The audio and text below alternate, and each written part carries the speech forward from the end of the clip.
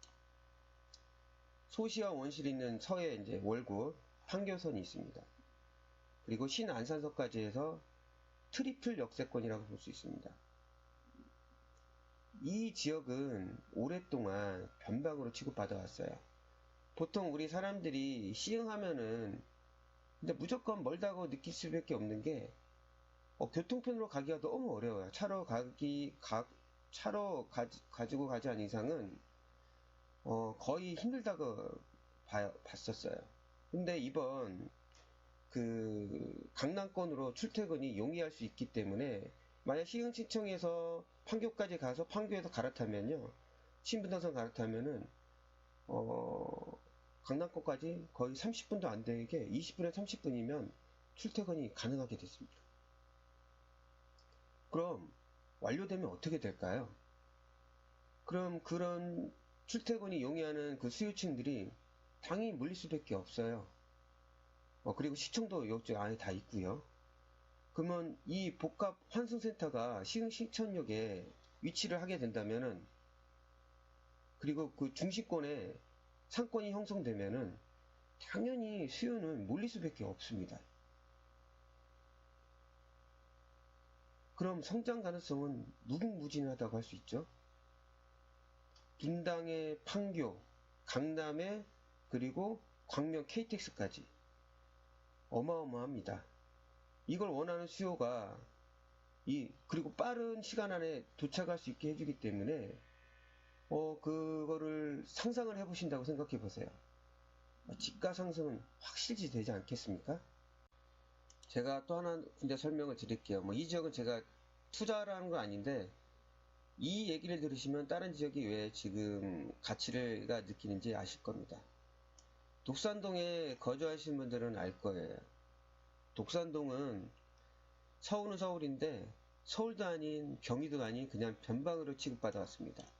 그 이유 하나는 교통편이 그렇게 좋지가 않아요. 그래서 완전 변방으로 취급받았습니다. 이번 신안산선 개통 예정으로 인해 집가 상승이 올랐지만 지금 오른 게 개통이 되고 나서 오른 것보다 아직은 반도 오르지 않았습니다. 그건 제 예상입니다. 지금 독산동을 한번 거기 부동산을 문의해 보시면은 사람들의 관심도가 높다는 걸 알 수 있을 거예요. 그리고 제가 아까 설명드린 지역 중에서 한 곳을 부연 설명을 한번 더 드릴게요. 제가 두 군데를 설명드렸었잖아요. 여기 이쪽 지역하고 이쪽 지역을 제가 설명드렸습니다. 이 두 군데는 투자 가치가 높은 곳이니까 한번 잘 알아보시고요. 그 중에 하나 더 설명드릴 곳이 영등포입니다. 영등포는 보통 사람들이 생각하는 게 여의도 바로 옆에 있다 보니까 집가 상승이 되게 높을 줄 알고 있어요. 전혀 아닙니다. 영등포 바로 옆에 영등포 시장역이 있어요. 제가 여기 신길역이 바로 옆에 있거든요. 거기서 이제 부동산을 하다가 영등포나 영등포 시장역에 제가 물건들을 많이 보여주러 가다 보면은 도로 정비가 많이 되어 있지 않다 보니까 난개발이 좀 심했거든요. 한 10년 전부터. 그러다 보니까 집가 상승이 많이 높은 편이 아닙니다. 생각보다. 그리고 이번에 GTX 노선이 신도림역을 지나갑니다. 신도림역은요, 보시면 영등포 다음이 신도림역입니다. 이쪽 지역이 지금 GTX 노선이 지나가기 때문에 가치가 항상 저는 높다고 볼 수밖에 없어요. 그 하나는 잘 보시면 제가 아까도 두 군데만 설명드렸지만 이 전철을 거치는 이 더블 역세권이 되는 지역은 가치가 상당히 높을 수밖에 없습니다. 그 지역 중에서도 저는 두 군데를 이렇게 설명을 드린 거예요. 현 지가에 비해서 타 지역에 비해서 비싸지가 않습니다.